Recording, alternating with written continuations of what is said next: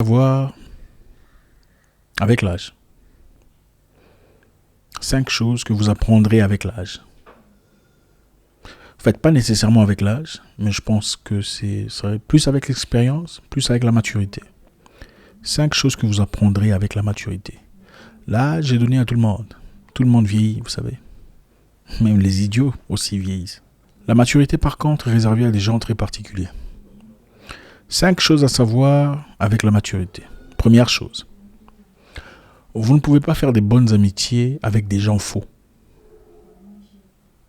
Impossible. Vous êtes peut-être quelqu'un de bien, vous voulez réciproquer le bonheur, la bonté, la joie, l'amour que vous avez reçu dans votre jeunesse. C'est important, il faut le dire, beaucoup de gens essaient de faire semblant. L'amour que vous recevez de vos parents très jeunes joue un rôle très important sur la personne que vous devenez dans le monde adulte. La plupart des gens toxiques, caustiques, difficiles, mauvais, méchants sont des gens qui n'ont pas reçu l'amour de leur jeunesse. C'est vrai, c'est prouvé, c'est pas moi qui l'invente. La plupart des gens que vous rencontrez dans votre vie qui sont bizarrement méchants, vous ne comprenez pas pourquoi ils sont méchants. Souvent, sont des gens qui n'ont pas reçu d'amour de leurs parents. Que ce soit un partenaire de vie, que ce soit un ami, un correspondant, un collègue, une personne que vous rencontrez qui est curieusement méchant avec quelqu'un que vous ne connaissez pas, que vous ne comprenez peut-être pas la situation, vous demandez « Mais qu'est-ce qu'il a le monsieur ou la dame? Pourquoi elle est aussi méchante ?» Ce sont des gens qui ont grandi dans des conditions très compliquées, soit il n'y avait jamais eu des parents, ils sont morts trop tôt, ou les parents étaient brutaux, agressifs, irrespectueux, ou maman a vécu seule, il n'y a jamais eu de papa pour donner une direction, une vie, un guide, un leadership. Vous ne pouvez pas faire des bonnes amitiés avec des gens faux. Ce n'est pas possible. Avez-vous déjà eu une amie ou une personne que vous pensiez amie, n'est-ce pas? Et finalement, vous vous mariez. Devant vous, elle est gentille. Ah, comment ça va, tout ça. Mais après, elle t'observe. Elle veut comprendre comment tu vis, comment tu t'habilles. Est-ce que tu as mis des chaînettes en or? Est-ce que c'est de l'or ou pas? Est-ce que c'est de l'or ou pas? Ah, elles sont là en train d'observer. Son mari fait quoi? Est-ce qu'elle est vraiment heureuse dans son foyer? Comment elle vit? Est-ce qu'ils ont de l'argent? Ce n'est pas des amitiés. Beaucoup de gens avec lesquels vous discutez, vous échangez, vous parlez, ne sont pas vos amis. L'amitié, encore une fois, ce n'est pas connaître quelqu'un, rire avec lui et sourire. C'est pas ça l'amitié. Les amis sont seulement ces personnes qui seront là pour vous au moment les plus difficiles de votre vie. Vous avez des amis qui se comparent à vous. Ils ne sont pas vos amis. C'est des gens faux. Vous avez des gens qui sont toujours là à vous critiquer en votre absence. Ils ne sont pas vos amis. Oh, tout le monde a parlé. Ce n'est pas ton ami. Un ami ne peut jamais autoriser à ce qu'on parle de mal de toi devant lui, dans sa présence. Ce n'est pas possible. Avez-vous déjà eu un ami de votre vie? Pour comprendre, il faut en avoir déjà connu l'existence pour comprendre ce que je dis. Un vrai ami n'accepterait jamais que l'on dise une phrase. Une peut-être, oui, ça peut sortir. Une deuxième phrase de négatif sur toi en sa présence. Il va recadrer l'histoire et demander pourquoi vous dites ça. Qui vous a dit ça? Qu'est-ce que vous en savez? C'est ça un ami. Et même si vous êtes dans des conditions très difficiles, un vrai ami viendra te défendre en public et te corriger en privé. Beaucoup ici n'ont pas d'amis. Vous avez des correspondants, des gens que vous avez connus, des gens avec qui vous avez fait l'école primaire, des gens avec qui vous avez été à l'école. Ça ne veut pas dire qu'ils sont amis. Peut-être parmi eux, il y a des gens qui peuvent être vos amis. Ils ne sont certainement pas tous vos amis. Vous avez 5000 amis sur Facebook. Contrairement aux Blancs, et je dois le dire comme ça, excusez-moi. Chez les Caucasiens, leurs amis généralement, on n'inclut pas les Français, ils sont comme nous. Généralement, vous trouverez leurs amis sont des gens avec qui ils correspondent. C'est des gens qui peuvent leur ouvrir des opportunités. Ah, je n'ai pas un boulot. George Mayhem a un boulot quelque part. Il te demande, mon cher, qu'est-ce que tu veux? Tu n'as pas de boulot? Ok, je veux parler à un ami à moi. Il va te chercher. C'est comme ça qu'eux fonctionnent. Leurs amis sont des vrais amis pour la plupart des cas. En tout cas sur Facebook, c'est des gens qui connectent. C'est un monde que je connais très bien. Et je comprends dans beaucoup de circonstances. C'est comme ça que ça fonctionne. Par contre, chez nous, nos amitiés sont souvent des gens avec qui on a parcouru les rues de l'école il y a très longtemps, mais qui reviennent, pas nécessairement pour votre bien, mais pour savoir comment ça se passe dans ta vie. Oh, tu évolues bien apparemment, hein, sa vie est bien apparemment. Ou voilà, elle s'est mariée à un monsieur là qui lui arrive même pas à la cheville. Elle a gâché sa vie. Elle aurait dû épouser un milliardaire en francs CFA. Oh, oh. Bref, mais voilà. Elle est bien, mais je suis mieux qu'elle. Si vous êtes mieux qu'elle, alors là, vous êtes probablement dans des histoires illicites, ou vous êtes une prostituée, ou vous vendez votre corps. C'est ça la réalité de cette communauté. Et il faut pas... Je suis désolé. Vous êtes témoin vous-même de ce que c'est. On ne peut pas faire des bonnes amitiés avec des gens faux. Ce n'est pas possible. Arrêtez de forcer. Arrêtez de vous excuser. Arrêtez de trouver... D'accord, je ne suis pas en train de vous dire qu'il faut arrêter de vous évaluer, de vous remettre en question. Je vous dis simplement, arrêtez de chercher à plaire ou à construire un truc inexistant avec des gens dès le départ de la fondation sont faux. 2, que vous comprendrez avec l'âge et la maturité. 2e, assieds-toi, relax. Toute situation n'a pas besoin d'une réaction.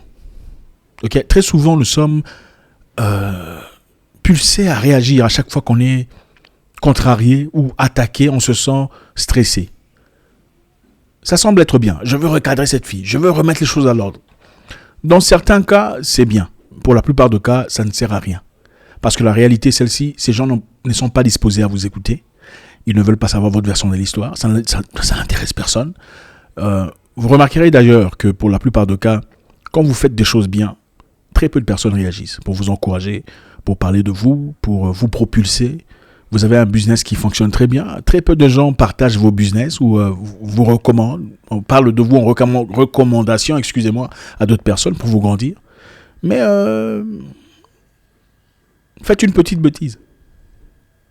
Faites une erreur seulement. Et des fois, certainement, il vous est arrivé de vous poser la question de savoir, est-ce que ces gens me voient? Est-ce que ces gens me connaissent? Est-ce qu'ils savent que je fais ce business? Est-ce qu'ils savent que j'importe des cheveux, des chaussures? Est-ce qu'ils savent que je fais des traitements d'ongles et tout le reste? Faites seulement une petite bêtise et vous comprendrez à quel point on vous connaît. On vous connaît très bien. On attend à ce que vous fassiez quelque chose de négatif pour réagir. Malheureusement, encore une fois, je dois le dire. Hein, ici, on casse la baraque comme ça. Je suis désolé, il faut vous le dire. Dans cette communauté, on ne promeut pas ce qui monte. On parle de ce qui tombe. Quand quelqu'un monte, personne n'en parle. Très peu, en tout cas des proches. Rarement, quand je parle de proches, ce n'est pas des proches. Non, vous connaissez vos proches là qui sont malades. Ce n'est pas de ça que je parle. Je parle de la famille directe, des gens vraiment vrais qui parlent de vous. La plupart des gens n'en parleront pas. Vous faites des exploits, ils n'en parleront pas. Ils feront semblant de ne pas savoir. Mais essayez de tomber. Ah, d'ailleurs, tu sais, il paraît qu'il a une autre femme à Kuala Lumpur. D'ailleurs, tu sais, il était tombé enceinte ou elle était, je ne sais même plus, des jumeaux albinos. C'est toujours dans la bêtise, dans la destruction. Là, on parle de vous. Là, on vous connaît. Toute action ne mérite pas une réaction. Il y a des gens très petits, plus petits que vous, qui veulent au fait votre attention. Si vous réagissez, c'est vous qui perdez. Parce qu'en réalité, ils savent qu'ils sont plus bas que vous. Donc leurs attaques, c'est simplement pour gagner de l'attention venant de vous. Et quand vous leur donnez cette attention, il a gagné sa guerre. Peu importe que tu aies raison ou pas. Au fait, lui n'a pas besoin de réfléchir. Pour la plupart des cas, ils n'ont même pas de cervelle pour réfléchir. Donc ce n'est pas à tout le monde qu'il faut recadrer. Ce n'est pas tout le monde qu'il faut remettre sur sa place. Non, il y a des gens qui sont complètement... J'évite de dire le mot ici. Qu'il faut complètement ignorer. Il y a certaines personnes, malheureusement ou heureusement, qui se pensent intelligents, qui sont ignorants en réalité, mais se pensent intelligents, puisqu'ils ont quelques cellules cérébrales. Ceux-là, vous pouvez recadrer. Et ils comprendront. Numéro 3, écoutez votre intuition. Vous comprendrez avec l'âge et la maturité qu'il faut écouter son intuition. C'est très important. Très rarement, en tout cas rarement, il m'est arrivé à moi de dire ce gars ou cette femme, je ne la sens pas trop. Et me tromper. Très rarement. Très rarement. Ceux qui me connaissent le savent. À chaque fois que je dis celui-là, je ne le sens pas. 2 mois plus tard, une grosse histoire. Toujours. Écoutez votre intuition. J'ai parlé de l'intuition, c'était quoi l'autre fois? Il y a très longtemps dans une vidéo très intéressante sur comment c'est lié à des organes que les gens ne comprennent peut-être pas. C'est pas important qu'on le dise aujourd'hui. Votre intuition n'est pas là pour rien. Ce n'est pas là pour rien. Votre intuition est là pour des choses très importantes. Et ça ne veut pas dire que tout ce que vous pensez est vrai. Mais quand c'est vraiment votre intuition, vous le saurez. Quand ça ne sent pas bon, ça veut dire qu'il y a un truc qui est pourri quelque part. Hein. Ça ne veut pas dire qu'il faut condamner la personne. Ça veut simplement dire qu'il faut prendre le temps de réfléchir, qu'il faut prendre un peu du recul peut-être. Il faut réfléchir un peu plus longtemps peut-être. Ne vous lancez pas quand vous sentez au plus profond de vous qu'il y a quelque chose qui cloche. Ça veut dire qu'il y a probablement quelque chose qui cloche. Numéro 4, quatrième chose qu'on apprend avec le temps, avec la maturité.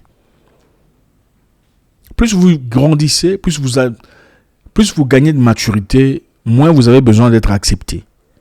Moins vous avez besoin d'être compris, moins vous avez besoin d'être aimé. Plus vous gagnez de maturité, moins vous avez besoin d'être accepté, moins vous avez besoin d'être inclus, et moins vous avez besoin d'être aimé. C'est ça. Maintenant, c'est normal. L'être humain, généralement, a besoin de faire partie d'un groupe. D'accord ?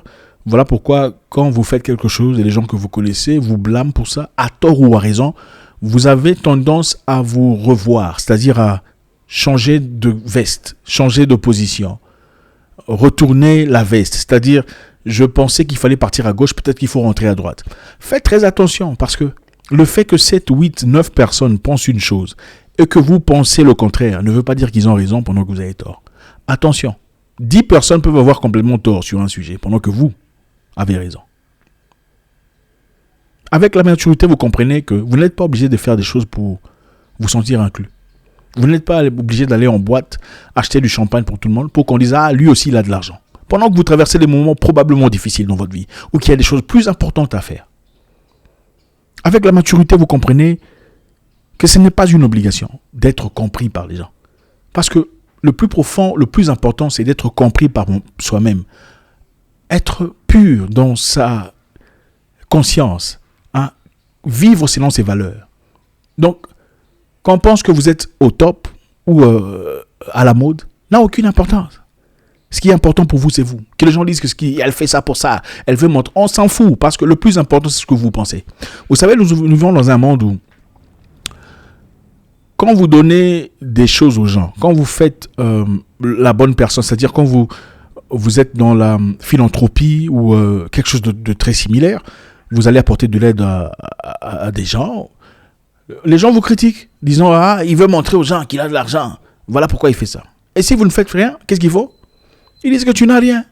Ah, en fait, elle n'a rien. Alors, qu'est-ce qu'elle a déjà fait ? Donc, que vous fassiez A ou B ou Z, les gens auront toujours des choses à dire. Ok, pour une personne qui n'est pas prête à vous comprendre, pour une personne pas prête à vous comprendre, il n'y a aucune justification d'essayer de vous justifier.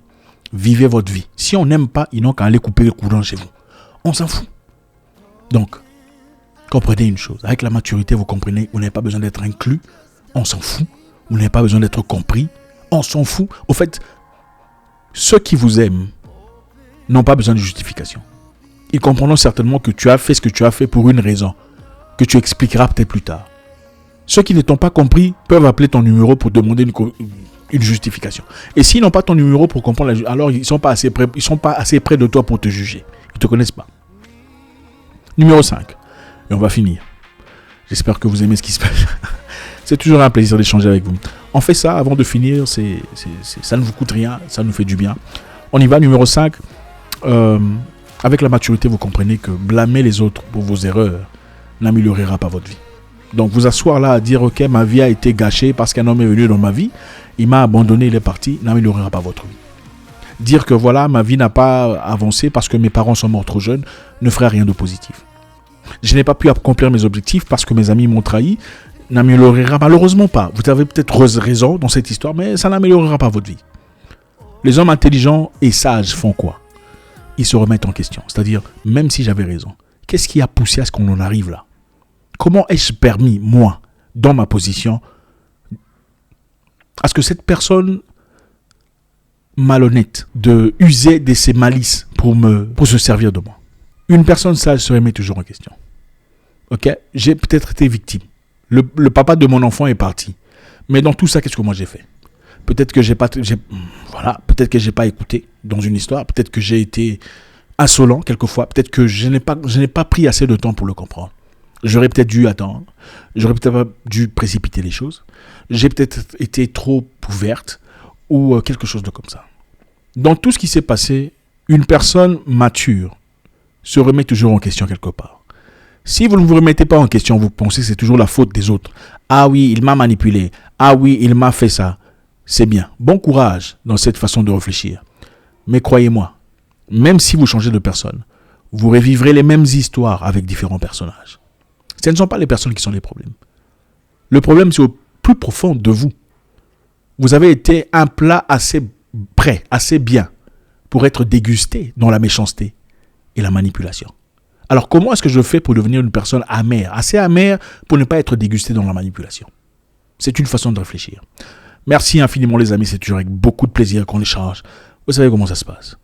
À très bientôt. Zach Boukassa. God bless.